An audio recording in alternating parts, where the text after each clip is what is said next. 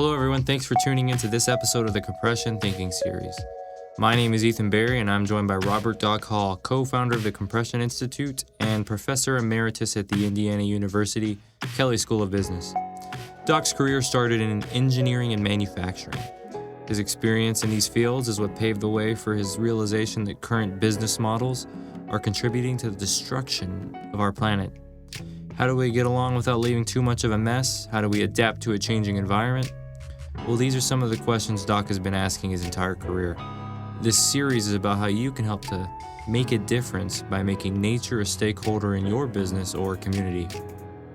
To do this, we need to change our values. But before we can do that, we need to change the way we think. If you enjoy this series, please don't forget to like, share, comment, and subscribe. Doing so helps us spread this program to more people and more communities who may benefit from the message. Now, you may be wondering what we mean when we use the word compression. Well, in the context of this podcast, compression is a reference to the squeeze we are putting on nature. To ease the compression of nature, we need to compress the way we live. Compression thinking is a guide to help us do just this, hopefully before it's too late. So how do you become a compression thinker? Well, you'll just have to keep listening to find out. Today, we're going to be talking about waste in the fashion industry. So to start things off, Doc, when we talk about fashion, normally people, the first thing they think of is clothing, but this is a category that touches upon a lot of different things. So before we begin, what is fashion and why is it important to people? Well, fashion is pretty instinctive to us. I think archaeologists have found marks of distinction in headdress and other things of people that were around like 10,000 years ago. So they'd decorate themselves with feathers or they'd have some marking of their distinction as a person. And then it can extend to processes. How do we do things? And that goes through fads and fashions too. People in business are usually familiar with fads in business. Here comes one and there it went. At least managerial fads. Historically, a lot of people did not have very much clothing. They couldn't. It was all handmade, so it was pretty basic.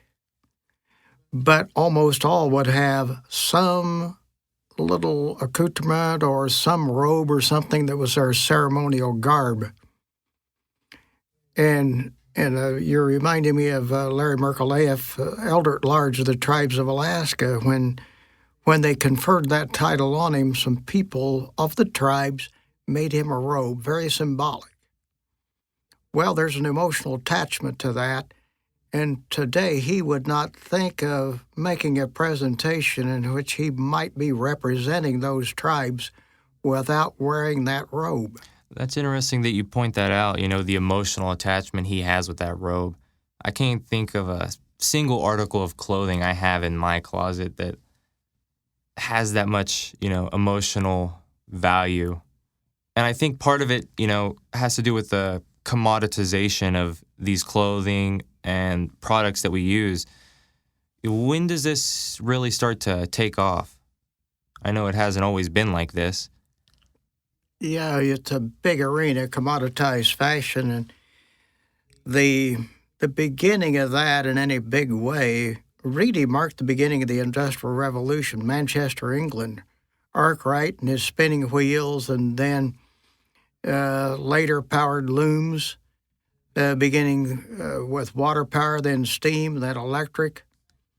And as this progressed, you were able to make clothes, first make fiber in factories, and then make clothes in factories. And this was a fairly slow evolution over maybe 150 to 200 years to get to where we are today, where the clothing business, or garments it's called, are usually made not in the United States and not in Europe. They're made in some country in which you can get workers to man sewing machines cheap. A joke in the industry is, why don't you put the sewing machines on a barge and tow it to the cheapest port? Another little tidbit of that is that they recruit women, almost all women. And why? Because in those places, nearly all young women are taught to sew. They know the basics before they come into the factory. And if you were to do that in the United States, you'd have to teach a lot of workers today coming in just a few basics of sewing to get started. Well, it's kind of a lost skill, isn't it, sewing? I remember I think it was the 7th grade, I took home ec, and I was one of the last classes to have that class, So I know my cousin, who was a few years behind me, he didn't have any lessons in sewing or anything, and the lesson I had was very, rudimentary. I couldn't replicate what I was taught, but it seems like the big change, from my generation to yours, I know you were saying this starts back in the Industrial Revolution, so long before you were even born, but the big change is, instead of people making these clothes, it's now just, automated. There's machines doing most of the work. Do you think that has, because of this, there's this lack of, attachment to the product? Do you think this shift in our relationship with the work of making clothes kind of plays into, there's just, you go to the mall, there's 100 shops in there. 95 of them are going to be clothing retailers. There's just so much, it's so cheap. If I have a shirt and it rips, I throw it away, I don't have the skill to repair it. I know that's a fundamental difference from, how I was raised to how you were raised. Can you speak to that a little bit? Oh, yeah. Well, I'm almost 82 now, and wife and I are almost same age and grew up together, same area. In school, she was expected to learn how to sew and to some extent to learn how to cook because those were the skills expected of a homekeeper. So that was home economics. The male version of home economics was shop. So you had to learn a few things about wiring up lamps and making a few things out of wood, and it was pretty crude, but it was just expected that you would do those things or learn how. And I'd say a fair number of the kids coming in had already learned a fair amount of that before they ever got to the classroom because they just learned it on the farm or at home. But when all that's done in a factory, it begins to lead to throwaway fashion. If you see it and you want it and you think it looked neat, well, buy it. And that has led to more and more waste in that industry. We talk about shopaholics, There's a reward system in your brain, You go, you buy this shirt, it looks nice, you get that dopamine boost, and we become addicted to that. And, the retailers and marketing firms, they play a large hand in influencing us to, buy more than we need. Oh, absolutely. And that gets you to the waste in the business model itself. The assumption if we're just selling more and more stuff and getting the money faster and faster and the transactions go faster, that's wealth. And that the latest I've seen in that's Amazon's Style Snap. And with that one, you can download a picture that you've taken someplace. If you got it from Instagram, you load it, and their artificial intelligence will sift around and find something that either is identical to that or resembles it and see if you want to buy it. If you do buy it, understand there's a back channel where if you got that idea from an influencer on Instagram, they get some little reward out of that sale. Well, that's almost the ultimate in inducing people to buy. Another example of that, influencing people to buy, just think of athletic sponsorships, the Michael Jordan Air Jordan shoes, just because his name's attached to that, a certain amount of people feel like they have to buy it, and they buy every generation of those shoes. Oh, yeah. The athletic shoes became fads, especially among the kids, but it sort of grew into being a fad with everybody. I've seen people 70 years old wearing Air Jordans. They certainly weren't leaping, but they were wearing something emblematic of their athletic idol. And athletic wear is about the most volatile in fads of any part of the garment industry.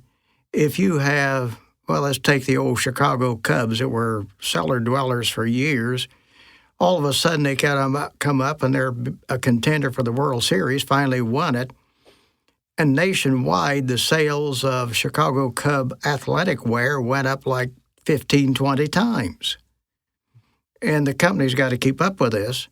And the same thing can happen. A former high flyer fades. And so fashion includes a lot more than the models walking the runway, in New York or Milan or Paris. Mm-hmm. It's also, the fashion, your house fashion, the wallpaper, your furniture, things like that.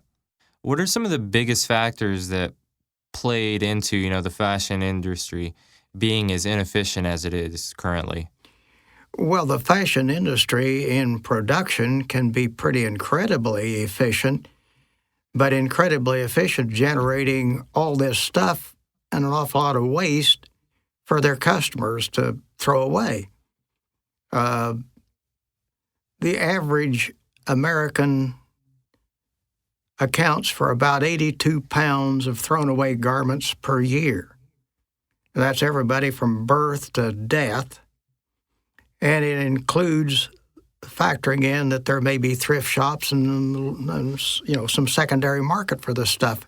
It's still a lot of stuff being pitched. And then one thing that enabled this that has other environmental consequences is synthetic fibers, beginning with nylons and rayon, almost 100 years ago now. What, in layman's terms, what do you mean when you say a synthetic fiber? Most of them are petroleum derived, and these are, in essence, they're plastics that become fibers. And so you have quite a few of them today. I can't even remember all of them, but you take a look at the label and it'll tell you it's 1/2 polyester and half something else. And a good many simply are no longer made from cotton or wool or good old fibers that came from nature. On the topic of nature, what impact is all this waste having on the environment? Well, the plastic waste all of a sudden has drawn an awful lot of attention because of the microparticles. We even ingest some of them. You find them in the water. They even found microparticles in the deepest part of the ocean. They're every place. And so you have that. The other one that's kind of hidden is that these things can be very volatile, and that shows up quickly in the interiors of housing. So there's no video out there from Underwriters Laboratories that does a lot of testing for insurance companies. And they replicated a house of about 50, 60 years ago against a modern one with wall-to-wall carpeting and synthetic fiber in their sofas and chairs and curtains. And fire starts. Okay, you take a look at that video. The fire smoldered a long time before it did what the firemen call flashover and really began to roar. 17 minutes in the old house, averaging down to about 3 minutes in a new one. 3 minutes to get out, and a lot of that is the acrid smoke from all this stuff burning, and more people in a fire die from smoke inhalation than the actual fire. Looking at this issue holistically, all of the fashion industry, interior decorating, cosmetics, clothing, how do the principles of compression address this issue and kind of, illuminate a path forward? Well, what we did in the past is a bit of a guide. If you can't afford a lot on clothing, buy good stuff and take care of it. And that way you have a few items in your closet that are very durable and The Scots used to have a saying for it, living at the Scottish family. Buy a coat and said it'll see you out, meaning it's going to last your lifetime. Yeah. So it's looking for things, function over aesthetic. Function over aesthetic. It doesn't mean you don't look for aesthetic, but you're not jumping on every fad that comes through and buying some new clothing. And that's a pretty good sized cultural adjustment because we've become accustomed to that. We just think it's the way it is. And people buy stuff, have no idea where it came from. I used to ask students in class, adult students, where'd your shoes come from? And only about 10% could even name the country of origin without taking their shoes off and looking. They just bought them. And few shoes are made in the United States anymore. They're all made abroad someplace. And commodity fashion really means trying to drive the prices of all this lower and lower so that people will buy more and more. And that's, in total, it's said that that's, about 10% of all greenhouse gas generation. And just cotton alone, the market for that exploded. That's another story. Cotton wasn't that big a crop until the Industrial Revolution, and you could process it in large quantities. And that led to cotton in the American South and, slavery and the other cultural things that came with it. So all of this is tangled up with our culture and our history. And it's exploding. Garment sales have gone up about 400% worldwide in the last 20 years. So you look at TV or any video now of people in Syria or Africa or almost anywhere, not many remain in some kind of native garb. They're all dressed about like you might see at, let's say, Walmart. Wow, they've been westernized. Absolutely. And we don't want to forget the cosmetics in this. Well, I know in the cosmetics industry, plastic, the packaging they use is one of the big areas of waste. It's the packaging. It's not at all uncommon for the package to cost more than anything that's in the package. Way back when I did a lot of manufacturing stuff, that was not unusual for a lot of products. And so you got packaging all over everywhere.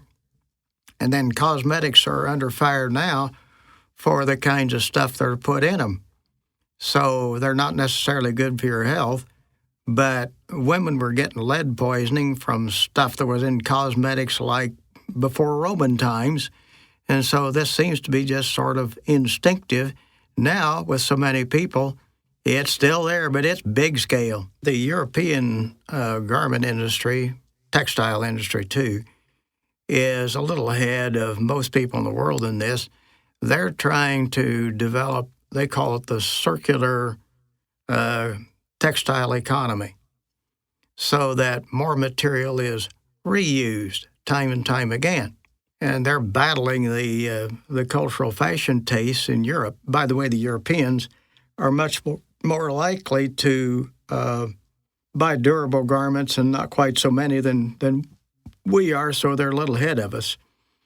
The other thing we can do is figure out how to design things, shoes in particular, so that they're easily repaired. When I was a kid, you could buy little kits and you could resole a shoe, or you could re-heel it without too much trouble. All you had to do was read the directions on the box and you could do it.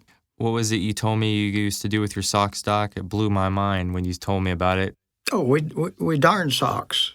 I don't think I ever darned other garments personally, but other people, it was not unusual at school to see kids that had darned holes in their clothing. What is darning again? Oh, you just take thread and you sew across the patch and you keep filling it in with a matrix until you have covered the hole, and you keep wearing it for a while.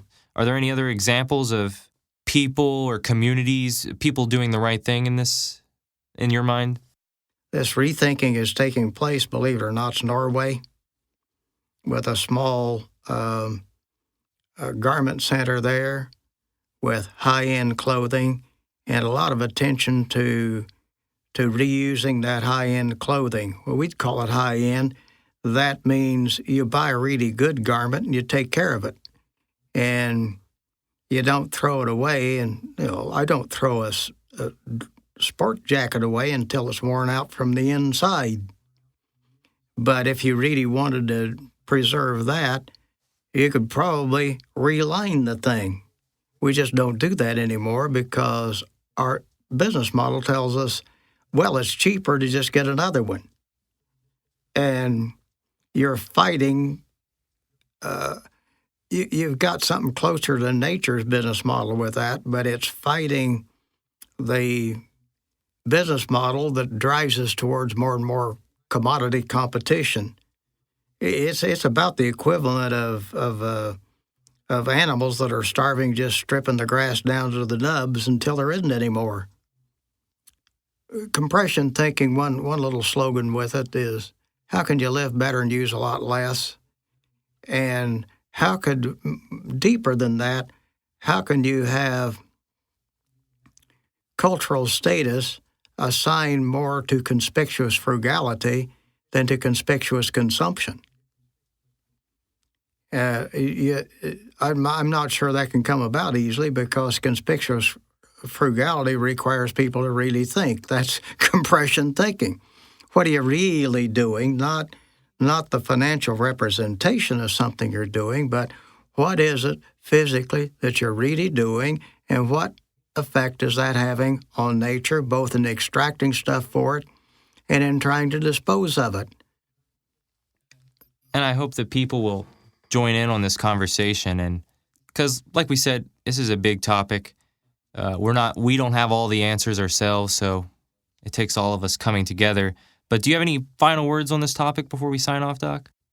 Compression thinking is paying a lot more attention to nature efficiency or resource efficiency, not labor efficiency, and pandering to human convenience. You distort kind of what humanity is by doing that, and you want to avoid becoming just an automaton that whole existence seems to depend on more consumption. Just because things feel good doesn't mean they are good. It might feel good to go shopping every Friday and buy a whole new wardrobe, but in the long run, is it really adding anything to your life? Or? No, and shopping online just makes it worse. The return rate of garments purchased online is up to about 40%, and people will buy the things, try them on. If they don't like them, they send them back. And so you're just piling up the waste with all the transportation, and what do you do with the stuff that's sent back? I really think this is going to be so obvious before long that it won't be just somebody like me. It's the people in the industry questioning, this is ridiculous. And that's a wrap, folks. If you enjoyed listening to this, please feel free to join us in our weekly teleconferences where we discuss the problems you and your community are facing while trying to think of possible solutions. The problems we're up against are way too large for any one person to tackle on their own. It takes all of us coming together. These dialogue sessions happen every Tuesday. You can participate by calling the number provided on our webpage. Times, topics, and the number to call are all found under the Compression Thinking Series tab on our website, www.compression.org. Also, please do not forget to like, share, comment, and subscribe. If we're going to make a dent in some of the issues we discussed today, it will take all of us coming together, and your support helps. I know it feels as if we've merely scratched the surface of this topic, so if you're interested in learning more, you can check out Doc's many papers, videos, and book reviews at the same website, www.compression.org. Thanks for listening, everyone.